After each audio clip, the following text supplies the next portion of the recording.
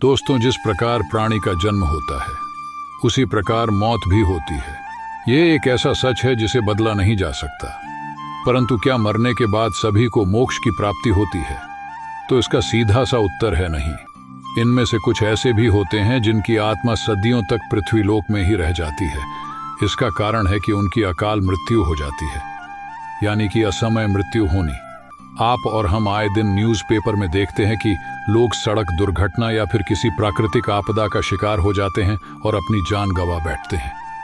ऐसी मौतों को धर्मशास्त्रों में अकाल मृत्यु कहा गया है।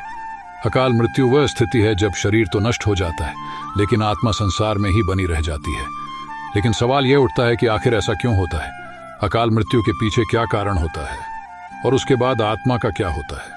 आज के इस वीडियो में हम इसी के बारे में विस्तार से जानेंगे कि अकाल मृत्यु क्यों होती है, अकाल मृत्यु के बाद उस आत्मा का क्या होता है, अकाल मृत्यु कैसे होती है, अकाल मृत्यु से बचने का क्या उपाय है, आत्महत्या को पाप क्यों माना गया है। दोस्तों, साधारण मृत्यु के बारे में तो हम सभी जानते हैं और समझते हैं, लेकिन अकाल मृत्यु का विषय ऐसा है कि इसके बारे में कई बातें कही जाती हैं।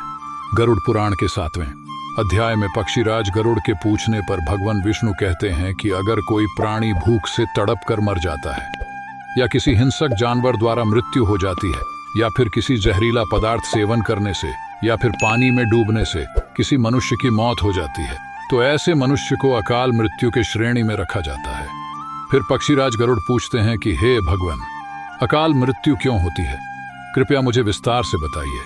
तब भगवान विष्णु कहते हैं कि हे पक्षीराज, अकाल मृत्यु किसी भी कारण से हो सकती है, फिर चाहे वह किसी रोग के कारण हो या दुर्घटना के कारण। ऐसे में मनुष्य अक्सर यही सोचता है कि काश ये उनके साथ नहीं हुआ होता तो शायद उनकी मृत्यु नहीं होती।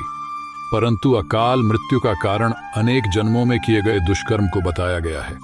फिर गरुड़ देव पूछते हैं कि हे भगवान, हमारे धर्म ग्रंथों में मनुष्य की उम्र 100 साल निश्चित की गई है, तो फिर मनुष्य की अकाल मृत्यु क्यों हो जाती है?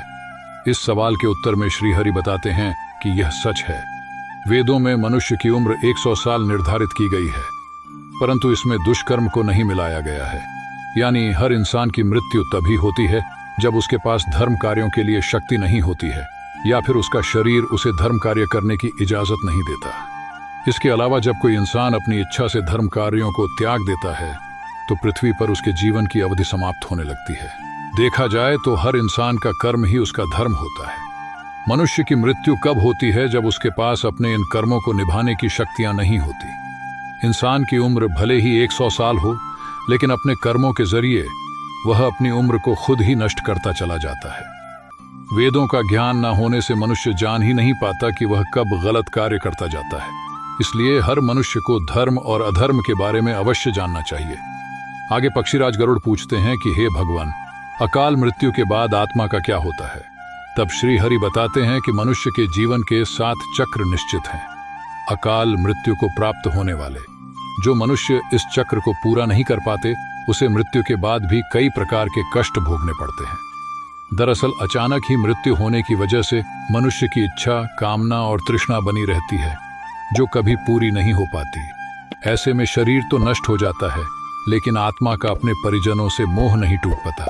इस स्थिति में अकाल मृत्यु वाली आत्माएं अपने परिजनों या जीवित लोगों को कष्ट पहुंचाती है, उन्हें परेशान करती है और अपनी मनोकामनाएं पूरी करने का भी प्रयास करती हैं।